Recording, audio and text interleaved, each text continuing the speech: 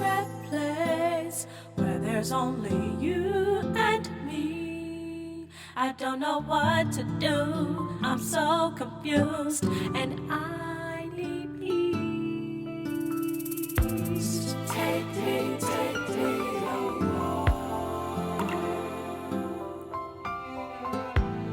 Take me home.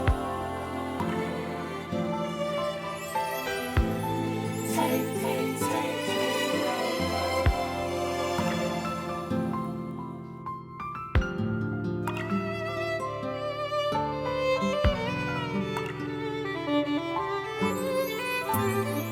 Sometimes life weighs me down. I try to press on, but every time I turn around, it seems like I'm up against the wall. My life's upside down. I need to rest away from all life's mess. In your secret place, where there's only you and me.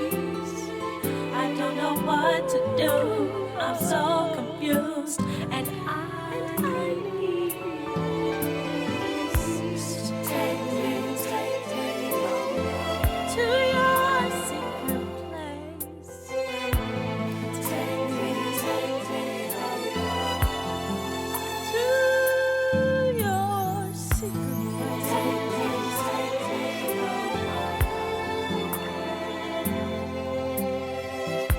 Make sure it's recording live. Because last time, Lord, I thought I was talking to y'all. I was just talking to myself. But it recorded, thank goodness. And I was able to post it and share it. And I missed last week. I took a family day. It was a special day for us. And so, okay, I see some hearts. Thank you, thank you. All right. And once you start typing in the comments your questions, I decided I'm going to do a live Q&A at least once a month. Once a month, we're going to do a live Q&A. And so I wanted to do this live Q&A here. And so that means y'all get to ask me questions about whatever it is you want to ask questions about. And so that is a wide range of topics that could be covered. And especially for my faithful loyals who have been watching for a while, if you all have questions or you want me to expound upon something that I actually already talked about in one of the videos, that's good. Or if you want me to dive into another topic, I'm ready. So y'all have to comment with questions. Comment with questions and let me know. I tagged a few folks earlier to kind of forewarn people I'm a little late. Oops. For the live, but this is gonna be our set time going forward. So y'all can lock it in, 8 p.m. Central Standard Time, Thursdays. You can, hey Flora, yay! Thursdays, you can tune in and I will be live. And oh my goodness, I got some things coming, y'all. Ooh. You know me, I'm an outsourcer. I hired some help with this technology thing. It's going to be fire. So just wait. June is going to be amazing. We got some good stuff coming. Okay, so this is live Q&A. So I didn't prepare a topic or anything. I had been having conversations with people. I was like, you know, these are good things. So y'all can comment with the questions or topics in general that you want me to talk about. And I will give my little 2 cents on it. And right now I can't see the comments yet. And so invite your friends. I didn't say that. Invite your friends. You can do watch parties. You can you do the @ symbol and tag individuals. I didn't tag a whole bunch of people when I started this, and I guess you're supposed to do that too. But look, y'all know I'm new to this thing, so I'm learning it. I need some tech help. Okay, Karen. Now, I don't know how much tech help I can give you, girl. I don't know how. Karen said, hey there, can't stay, but I do need some tech help. Okay. Listen, hire you one of these youngins, okay? A niece, a cousin, maybe even a daughter, someone who, honestly, even these preteens, even the preteens are really good at social media. So, listen, if you don't have money to hire a professional, get you one of these kids and pay them in some product or barter services, or chores if they're your own. And get some help in that regard. Yes, Karen, you gotta hire someone that can help you with Facebook and Instagram, and now they got TikTok and YouTube and Twitter, so it's just so many. And there's different algorithms for each one. And I'm learning them myself. And so, and different hashtags, and sometimes you don't want to do too many hashtags. I mean, there's a lot of little nuances that you can learn. Hey, Brianna. Hey, Flora. This is open Q&A, so I don't have a set topic. Okay, we got a few viewers on. All right, y'all got to comment now. Comment what you want me to talk about. Questions, or topics, and I can just go in from there. But definitely with the technology, I say get you a kid, one of these preteens or teenagers, and hey girl, and help them, have them help you, because you can have them to help you to actually, Danielle, oh, that's my girl, hey Sarah. They actually can help you to do a lot of different things. So they can help you with your social media presence. They can help you to actually create your flyers if you're not good with like Pic Collage or Canva. They can help you to create those things. If you're not good with just creating groups or events for your virtual events, because everyone's doing virtual right now, or if you don't know how to live stream or to zoom in, like, you definitely want to get some help. So thank you for that prompt, Karen, because everyone is trying to adjust in this technology age, and I definitely want to know what you all want to hear about. So this is live Q&A with Inez K. Jones at all social media at Inez K. Jones. And okay, thank you, Flora. So can you talk about pros and cons of putting students in academic centers? Ooh, good question. All right, so Flora said, put your scholarship consultant hat on, Inez. My babies are about to be going into high school and academic centers, and I need to know. So, all right, this is my advice on it. Yes, girl. Oh, Danielle, pink Cadillac, it's coming, girl. Ooh, it's coming. My team's on fire. We're like number one in our area right now, but don't tell nobody. Well, I just told the world. I'm excited. Let's go. So, back to Flora's question. I had to put my scholarship hat back on. So, with the scholarship, twofold. First and foremost, I think a lot of times people don't know that when you put your student into a prep school or academic, so like a 7th and 8th grade program that's like in conjunction with the high school. So my alma mater, Kenwood, of course, has a preppy program, so it's the best. Broncos, go Broncos, yeah. And then you got like Whitney Young, you have Morgan Park in the city of Chicago, right? But I'm sure all over the states, because I have people who are watching from all over. You all have schools that have this kind of academic center, right? And some schools, they stop at 6th grade, so you have to have your child to go to a 7th or 8th grade program somewhere. And I find that this can be good and this could be bad. So it just depends, right? And so one, you need to kind of know your child, right? You need to know if you feel like they can handle the rigor of doing high school work early. Because in an academic center, that's what they're doing. In 7th and 8th grade, they're doing the work before they get to high school. So by the time that they're a freshman, they're taking high school courses that normally a high school junior would be taking, okay? And so it really does, or sophomore, and it really does bump them up. So that's great, because what that means is that they can get extra credits, they can get college credits while they're in high school. I mean, I've seen it where there's been students that finished the whole first year of college credits in high school because they took so many and they advanced quickly with the preppy programs. Hello, Melva. And so that's a good thing, right? That's the pro to starting them in one of those kinds of programs. The con to that is that they do start developing their GPA for high school. So if they do really well, that's fantastic, right? But if they don't do so hot, then it kind of lingers with them, right? Even if they're just like ABC average student, right? That GPA for all the high school classes that they take, which usually they start the high school classes in like 8th grade, it stays with their GPA. And so now colleges, they do take this into consideration. They can see the transcript. They can see that they were in 7th grade in high school. They can see that, you know, the student was applying themselves with more rigor, which is why you get more credits for AP courses and honors courses versus, you know, regular courses. And so I think that you do have to realize that it's important to make sure that you're on top of it with them in their grades if you are going to put them in an academic center, because the 8th grade year is going to go towards their high school transcripts, which will determine what scholarships they get, which will determine what colleges they go to, which will determine what they get accepted to. So, I mean, it plays a big role. And so, and usually the top 10 of the class, usually the top 10 people of the class are those that went to an academic center, right, of that high school, right? And they actually took advanced courses, so their GPA is higher, especially if they did well, right? Because they're taking more AP classes that has more weight, etc. Hello, Wendy. Hello, Paulette. Thank you for joining.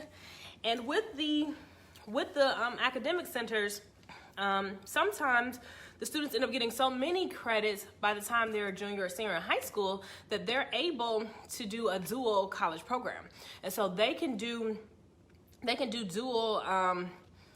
dual enrollment, meaning that they're enrolled in high school, but they're also enrolled in college simultaneously. And some parents want that for their student. What that means is that that junior year, or usually it happens like that senior year, that student is not really on the high school campus as much, right? So they're taking the bus or the train or whatever, or if they have a car, they're driving to the college campus to take those courses. And so, of course, they're getting ahead, they're getting a jump start on their college career, but it does kind of take them away from that high school environment. And if you think about it, the preppy students, as we call them at Kenwood, but the academic center students, 7th and 8th grade, by the time they're freshmen in high school, they're taking junior classes. So all of their classes are with sophomores or juniors, right? And then sophomore year, all their classes are with seniors. And so when do they actually have time to be around their peers that are actually their age, but outside of the other students that were in the academic center?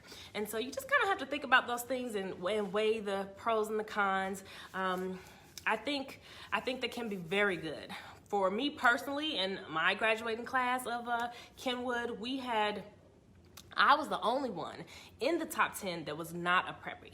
So it is a little harder to even get to the top 10 of your class graduating if you don't have that extra boost of an academic center or having taken AP courses and done well in them, or advanced courses or honors courses and done well in them. You can also take courses over the summer. A lot of times people forget about that. You can take courses over the summer, and that's another way that you can get your student or your child to go ahead in their development or their high school credits so that they can get on to start making college credits. And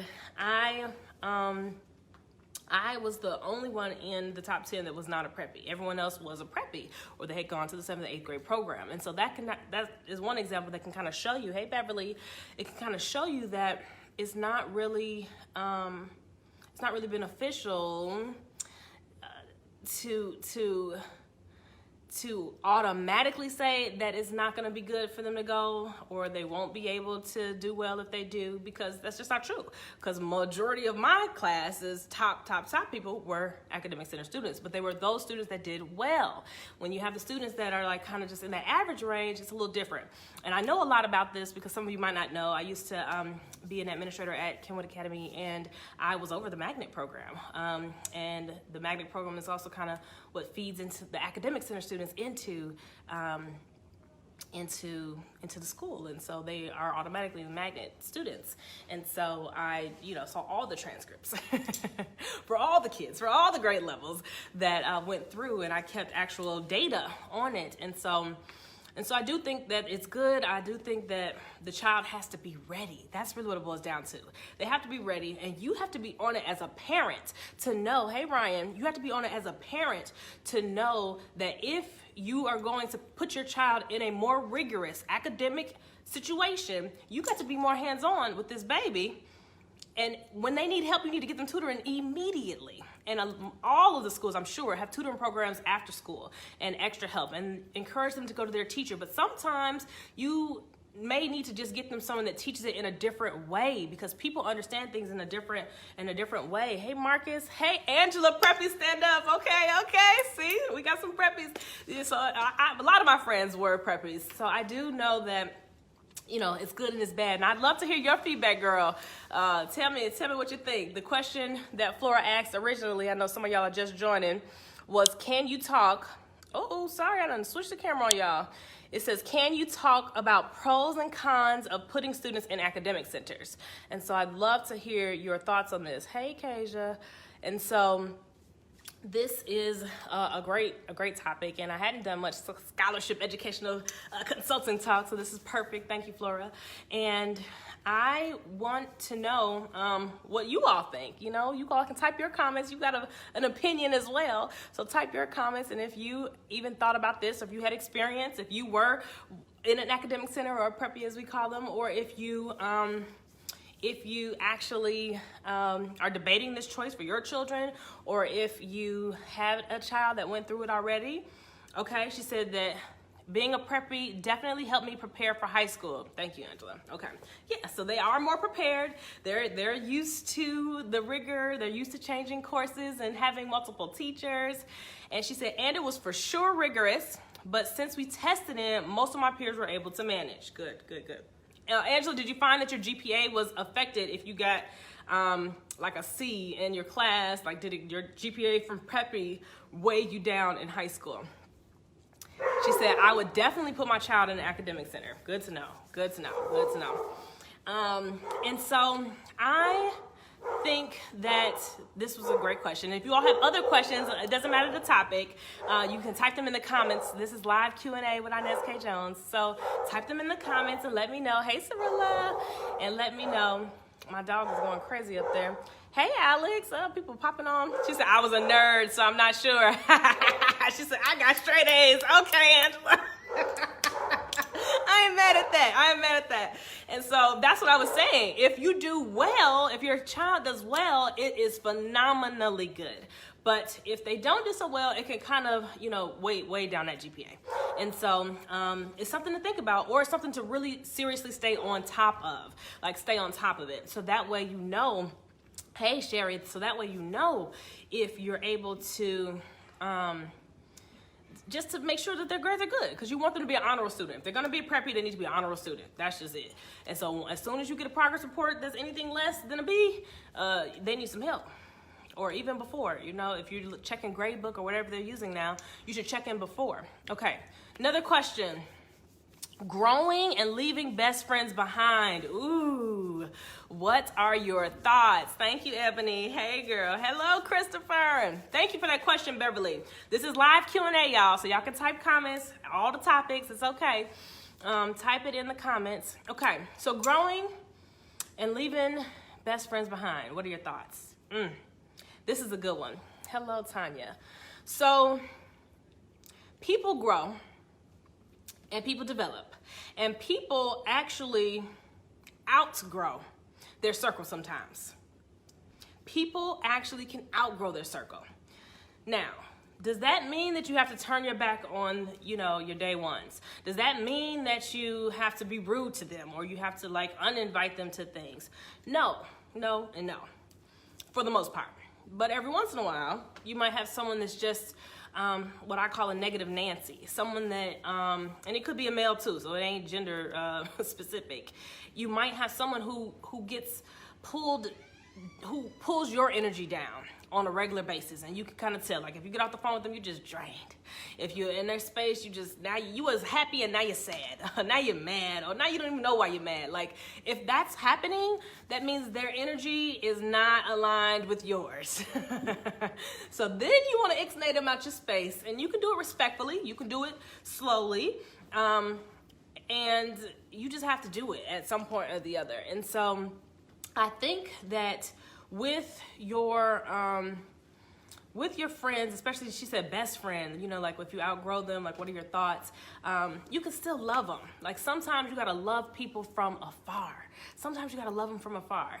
And that doesn't mean it'll be forever. Sometimes it's just a season. Sometimes it's just, hey, this isn't our season. But maybe we come back later and, we're 8 spoon coons again, or 8, best friends, or whatever you call it. But it is important to know if you're the smartest person in your circle, it's time for a new circle. Okay, because you should be around people that are sharper than you.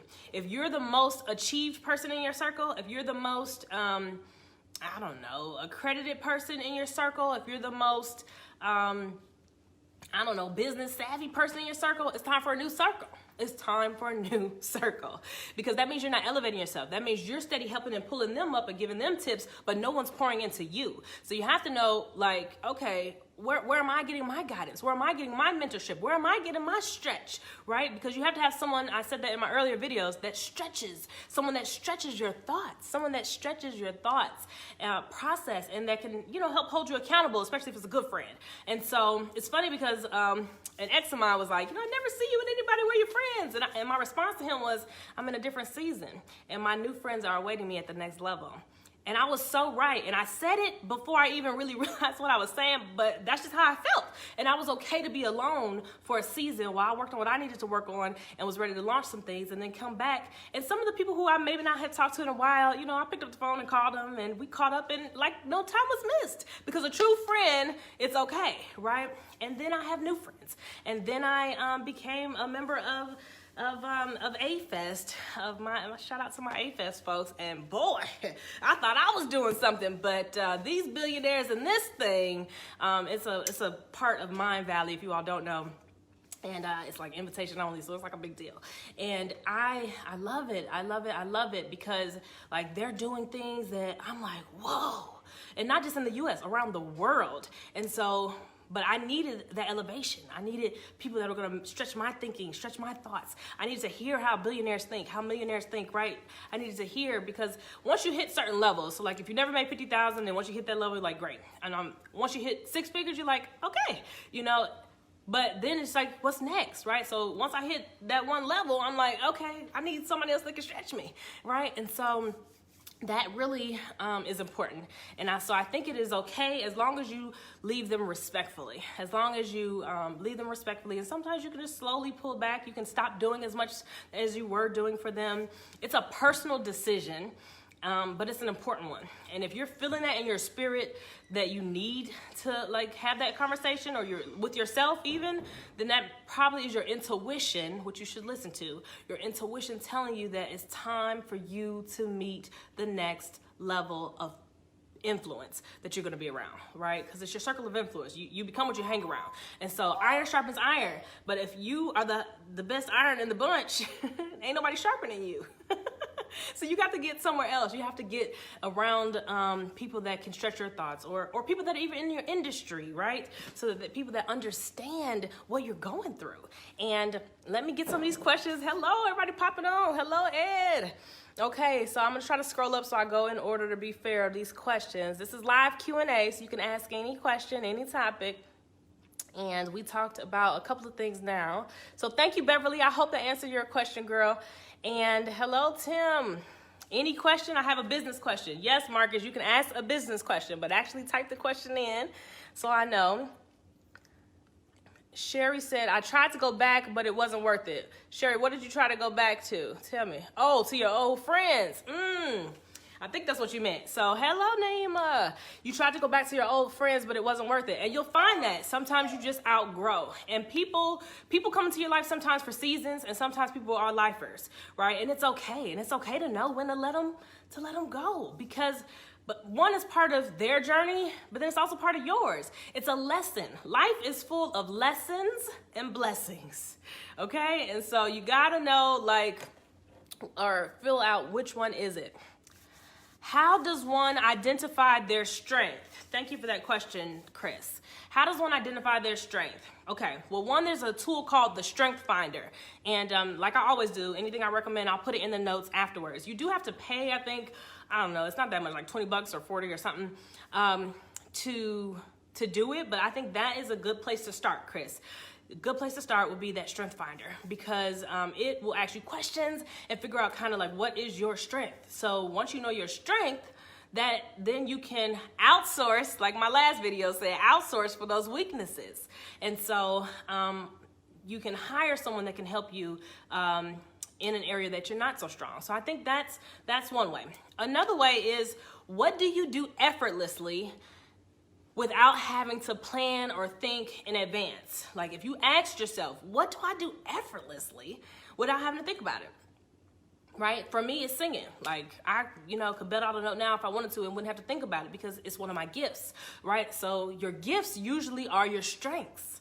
Does that make sense? And so what are you good at, right? What do you do effortlessly that you don't have to think about? Is it planning events? Like, are you the person everyone goes to the planning events? Is it writing? Are you an excellent writer? Are people always asking you to edit their papers? That was me too. You know, is it that you are really good at speaking, right? And people gravitate to you? Is it that you are really organized, which is our C personality on the DISC test, which I talked about in my last video, the personality styles? You know, then, I mean, my goodness, a lot of people need your help because many people aren't organized. So we need that personality, and it might even be a business blooming in there. Even if it's not just like a personal assistant, it could be something else. And so there are a lot of different ways that you can, number one, identify what you're good at, and then get the help for the things that you aren't good at. And everyone's good at something. I don't care who you are. I don't care how much money you make. Everyone is good at something. There is something that you do better than anybody else because we all have our individual gifts and our purpose and our mission on earth, which I always talk about. Hello, Antonia. Buenos dias, señorita. Hello, Matt. All right. So let me get the next questions. Okay, Sherry said, amen. Hey, Jessica. All right. I don't see any more questions yet. So Marcus, ask your business question. Hello, Tim. All right, this is open Q&A, and I'm scrolling to see all the questions. And any topics, we've bounced around a few topics now. Okay, she said, I'm in a new season and my friends are awaiting me at the next level. Yes, Sherry, yes. Was that my quote? It sounds like something I would say. I think I said that. I was like, I'm just, they're waiting for me. And that's so true. Okay, sing something. Here we go, Chris. Here we go. Maybe at the end. All right. I have some business ideas. Okay.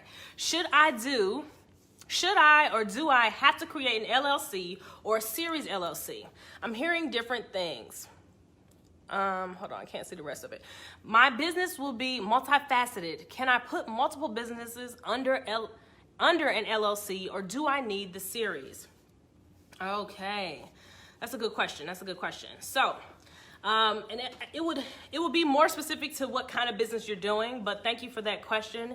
And here's a couple of things. So first of all, you can do a business as an independent proprietor. A lot of people don't realize that. And so I think that's a great way if you're just starting out, like, to do your business as an independent proprietor. Once you start making a little bit more money, you want to not have it funnel through your personal Social Security. Therefore, you would make an LLC, like you're saying, or a series LLC, or you can incorporate, right? Which is another option that you can do. And there's all different kinds of incorporations. I can't even get into that. But being an LLC actually kind of protects you and your own personal assets. It separates you, the person, and you, the business. And so I do think that that's good. There's, I can't think of the name of that website, but there's a couple of websites that you can go to where they can help you. I think it's like $800 or something to get the LLC. Now, if you're going to run multiple things out of it, he says multiple businesses under the LLC, or does he need a series? I think it would depend on what your businesses are. If the businesses are related to one another, then you might be able to do it all under the one umbrella of your LLC, right? So for my consulting, right, I do scholarship consulting, but I also do business consulting. But I also, can consult girls for pageants because I'm a former pageant queen, right? So like I can put things under the umbrella of consulting. I consult for teachers and educators to show them how to get scholarships and how to keep their students on track to graduate from high school on time, etc. Because I wrote that handbook, right? And so for all of Chicago public schools. And so I can do a lot under that one title, and I titled it very broad so that I'd be able to do that. Does that make sense? And that way when I get my liability insurance and all of that, I can have everything covered, right? But for a good example, like my Mary Kay business is totally not related to that consulting, right? And so I have that under a different umbrella. And I can do that as an independent contractor, right? And so I don't necessarily have to do an LLC for that, but you do incorporate usually once you make a certain amount. And so that way, it's a whole tax thing, because the first 3 years of your business, you can write stuff off, and then after that, you can't. And so a tax accountant would be who I would recommend, Marcus, for you to ask, because I think they can tell you the best way to break it down. But it really is going to depend on what those businesses are. And thank you so much for that question. Okay, let's see. Hello, Shar. All right. No, it didn't sound confusing, Marcus. You're good. Hello, Miss Rose Gold, girl. We miss you. Okay, Flora says, if you purchase the book, the assessment is free. And she's talking about for the strength finders. Thank you, Flora. Thank you for that. And so we'll drop that link afterwards. Hello, sir. Amy. All right, if y'all have more questions, you can type your questions in the comments. Janine. Oh, we got so many people on today. Thank y'all. Thank y'all. And so this is live Q&A. So you can ask anything, any topic. We've gone over quite a few. Oh, it's a lot more that I missed waving at. Okay, hello, Mark, Tavia. Oh my goodness. All right, I think I see a question I'm trying to get to. Thank you, Tiffany. Oh. All right, let's see. Another question. Here we go. Use an attorney, or it's a statement. Use an attorney or an accountant, though, for legal entities. Definitely. So true. An attorney or an accountant. And you have attorneys that specify in certain things, too. And so they would be a good resource, Marcus, for your question. Flora said, yes, you sang in my wedding. Still my favorite song. What was that, Flora? Ooh, I might sing that one. I loved it. Was it Butterflies? Alicia Keys, is that one? Sherry J says, legal Zoom or Incifile. I've never heard of that one. Thank you, Sherry. Thank you. Hello, Janae. Hello, Spencer. Spencer's one of my loyal faithfuls, y'all. Okay. So, all right. Marcus said, okay, cool. Thank you. All right. What other questions do y'all have? Come on. What questions do you have? I should have been keeping the time. I think we're at like 30 minutes here now. I got all these hearts. We love the hearts, and you can share the live. Yeah, it was Butterflies. That's what I thought, Flora. Okay. Ooh, I had to remember that one. Let's see if I can hear it in my head while we're doing this. So, any other questions? I'm trying to scroll back to see if I missed something, because I want to make sure everyone's questions get answered, and we can do all topics. So just let me know. And we had some really good ones. So I hope people watch the replay. And if you are watching the replay later, put hashtag replay, okay? And put your comments as you're going. Hello, Alex. And let me see. We started off with some education things. And, all right, I'm scrolling back down. So if you have questions or comments, go ahead and type them in the comment section. Spencer says, a shout out from Inez. I'm internet famous now. Too funny. All right, Tiffany has a question. How do you handle needing help but you can't afford it? Ooh, good question, Tiff. Good question. Okay, first of all, I have always hired help, okay? When I did not have the money to hire help, I figured it out. And I have bartered. You hear me? I have bartered services with people. I mean, I have bartered with my hairstylist at one point. Her kid needed scholarship stuff. We bartered that thing, okay? So she was doing my hair, and I was helping her kid get money for scholarships and apply for college. I have bartered my cleaning people, because I do believe in cleaning people, because I'm good at a lot of things and I can learn how to do anything, but I just don't like to do that. And so I outsource, okay? So I've always had cleaning people every place I've ever lived. And sometimes times was hard and I paid them in products, okay? Because they love the Mary Kay. So listen, you can barter, you can negotiate. The world is a live negotiation. Anything can be negotiated. Now, another good tip, and I kind of shared it earlier, was a student. Get a young person. These young children are bright, okay? They are smart and they are really good at this technology thing. And so who in your family, a cousin, a niece, a nephew, who, maybe a neighbor, right? Or if you're older, maybe it's your daughter or your son, or one of their friends, maybe even. If you are new to an area, you can look at the high school that is close in your proximity, and you could tell them that you want to do an internship and that you're looking to give them an application for students who are interested, and do they have any sharp students that they would recommend? And then you can have free help that way. Okay, and you could do that with colleges too, right? Because sometimes certain professions need a certain amount of credit hours of like work to graduate, for colleges especially. And then for high school students, they need community service hours. And so even if you counted it as community service because they're volunteering their time, which is a service, like you just have to write their community service letter, and then that goes on a requirement that they already need. And if they want scholarships, I mean, they got to do like 3 times whatever the minimum the school requires for community service, okay? So they need opportunities, and you or your business can be one of those opportunities. And so it's important that you sit down, write out everybody you know that's 18 and under and who's great at what, and then make some calls and see who can help you. And so, because you'd be surprised, they'll bring a different energy, first of all, because kids bring different energy, and teenagers and preteens. And then also, you're teaching them. Take it on as a mentorship opportunity, because you're mentoring this young mind, right, to know a little bit of the ins and outs of working a business, of running a business. And then also, if they can get community service, great. If you can pay them a little bit, great. If you can barter with someone, great. And so there's a lot of different ways. So if you can't afford the help, I just gave you like a list of a lot of different ways you can get some help and make it work. And sometimes even older people, are looking for just a little extra. I know one time I had someone who was just a great C personality, and she just had extra time. And so she gave me a few hours a week, on her light day at work. And that was all I needed at that season of my business. And she was my age, if not older, and she was great, and I loved her, right? And so she was way overqualified for the job, but she was willing to help. And of course I, paid her a little bit for her time, but you just have to have the conversation. You have to be transparent. You also can set it where if it's something where you're paid, they have to do whatever their activity is, because you're the boss, you're gonna tell them what to do. Make sure that what they're doing is something that's gonna help bring you more money, right? So whatever they're doing is close and focused on an income producing activity for your business. That way you can pay them. Because there's been plenty of days where I told my sister, like, listen, if I don't got no parties on my books for my Mary Kay business, I can't pay you. So your job is to follow up with all these people I'm meeting, all these referrals I'm getting, call them, book them. That's your job for me. Like, that's what I have done in the past, at least for that business. And it works because they understand, like, okay, I got to make sure she got something on her books because I want my money, period.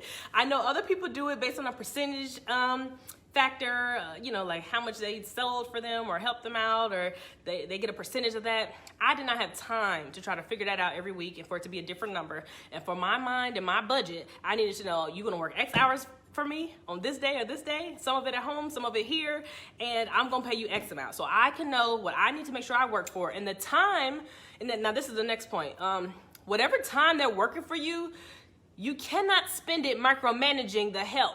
You have got to let go and trust that after you've shown them and did a little tutorial period, that they can do what you ask them to do. Because if you micromanage them, you're defeating the purpose of having help. If you're trying to control everything that they're doing, you're defeating the purpose of having help. The purpose of having help is so that you are free as the innovator, as the creator, to make more, right? To have more opportunities, to be free to attend more networking events, or to create that next big thing that's going to take your business to the next level, right? So you have to free yourself when you outsource, and that comes with. Now, one thing I did learn the hard way is that when you hiring folks, do a trial period. So anybody that comes to me, they got a 2-week trial period, because within 2 weeks, I know if we gonna work or we not gonna work, okay? You also have to be sure to let them know how you work, right? And if you understand the personality styles, then you'll know better what kind of style you need. So like if you're a D or an I personality on the disc, you for sure need you a C, maybe a CS or or even a CD, because that personality style will help keep you organized, right? And if you're already a C, then you probably don't need a C assistant, right? You probably need someone that can help with some of the other stuff, the frilly stuff that you don't like to do, which would be an I but I might drive a C crazy if you hire them, so I don't know. So it just depends, but I do think that for me, that 2-week trial period made all the difference, because I could know if they were gonna work, if they weren't gonna work, and you have to make sure that you're clear to let them know how you work. See, me, I don't have a concept of time, and anybody that really knows me knows, like, Inez will be any kind of hours of the day. She'll be doing one thing or the other, and so my assistants have to be okay to know that, and I tell them, you just put me on silent, because I really don't want to be disrespectful, but when my creative juices start flowing and I think of things that I can delegate out, I have to get it out. And I don't want to just get it out and put it on a note because then I might forget to copy it over and send it to you. I want to just send it to you right then and there. And that's what I do. And so you can do it with Voxer because then it's a message they can check when they want. You can do it with Toodle-Do is a great assistant app that you can use and assign different tasks, and they can check it off when they do it. And then for me, I just text message, okay? And so every assistant I've ever had knows to put me on silent. So I don't wake them up, I don't be disrespectful. And then they just check it when they're on my clock or on my time or working for me. Does that make sense? And so, and I've had help in multiple businesses at multiple times because sometimes it'll be great if you have one person that can help you with everything, but sometimes it's just not feasible. And so I had to have, one person for my scholarship business, one person for my Mary Kay business, and then one person for my Inez K stuff, which is a lot of other things with singing and everything else. Flora says she needs a CD assistant. Okay, see, there you go. There you go. So now when you're doing your interviews, Flora, you're going to make sure that they take the DISC quiz. And I'll re-put the link on this one, but I put it on one of my former videos so that you know who is in front of you that's going to be interviewing. Okay, let's see. I think we had some more questions pop up here. And, all right, Spencer says, how do you transition from working as an employee to your own boss? That's a good one. Good question.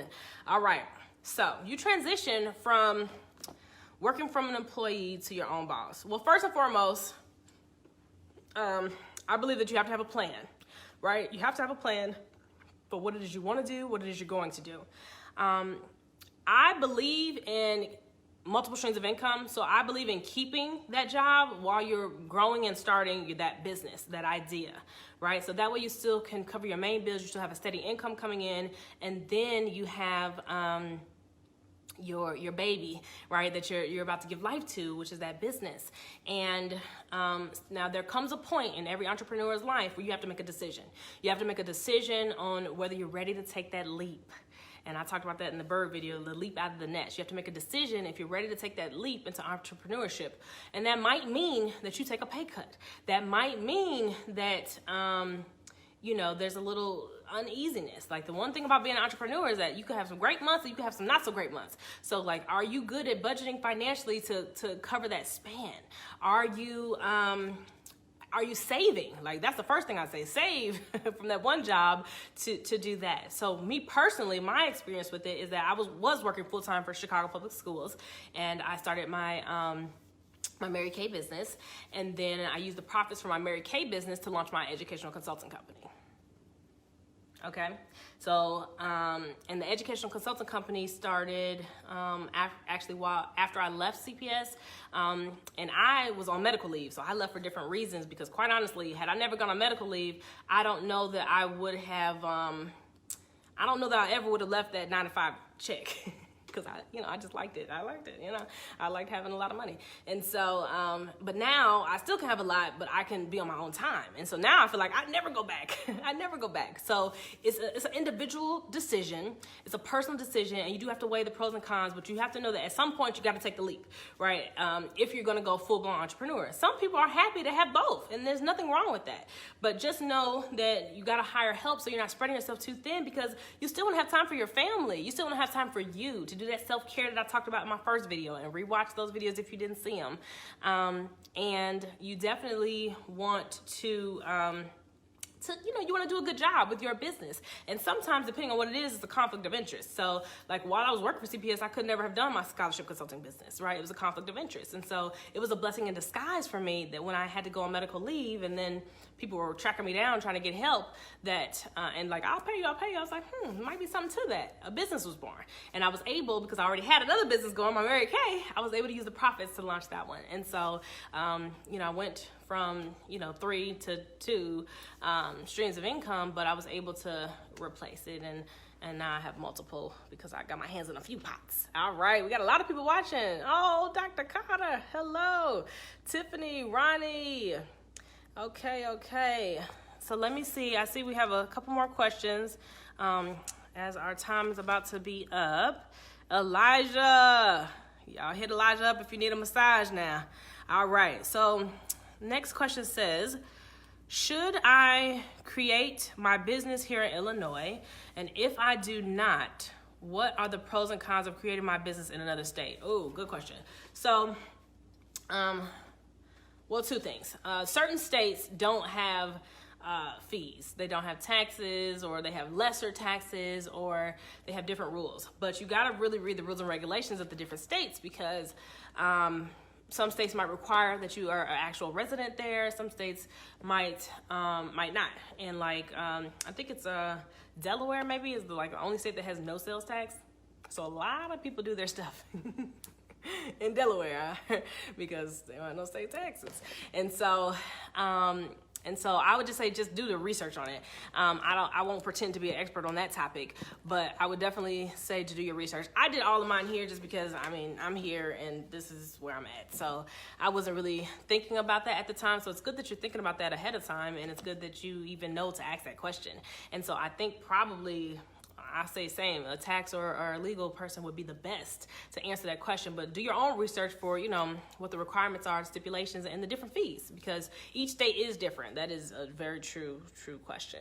Leon, oh, see, there's one of the attorneys on right there. Hey, Sahara, you always pop on right on time, girl. Hey, April. Okay, Marcus, that's the last one. It's okay, Marcus. Thank you. I appreciate the questions.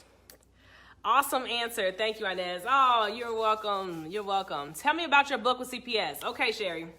So, it's upstairs. I should have had it.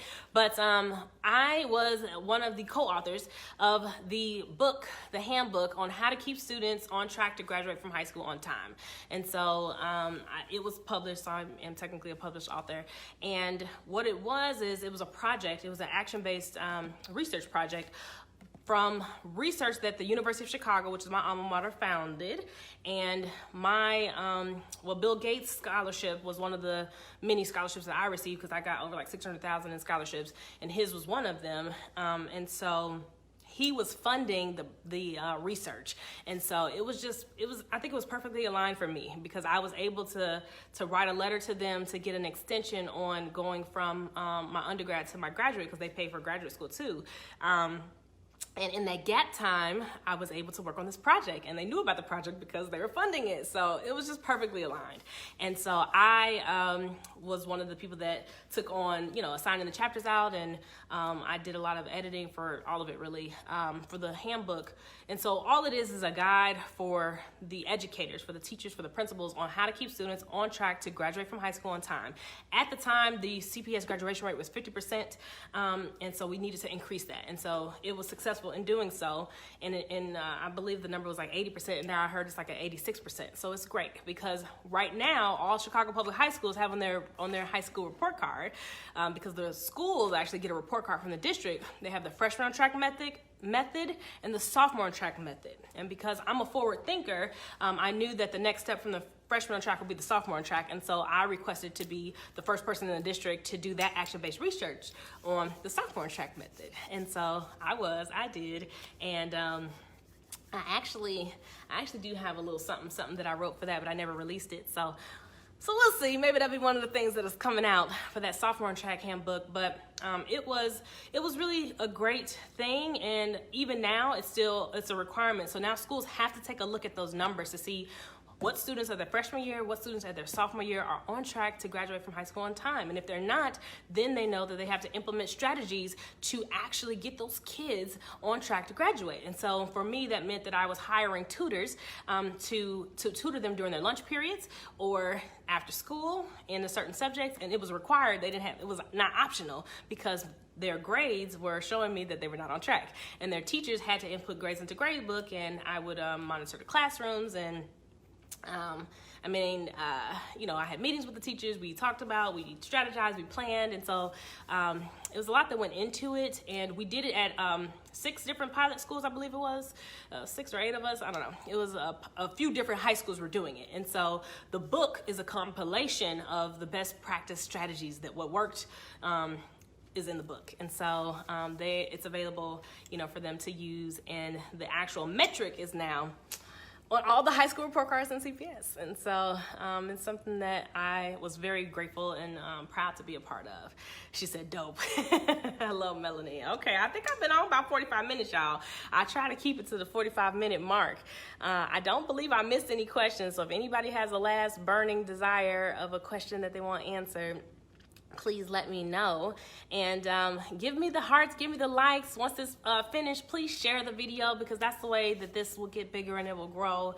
Once you share and you tag and you comment and you heart, because Facebook likes the hearts for the algorithms and all of that. And I think that's it. So this was good. I wasn't sure how it was gonna go. Thank you, Sherry, for telling me 48 minutes. Okay, yep, we're gonna wrap it up.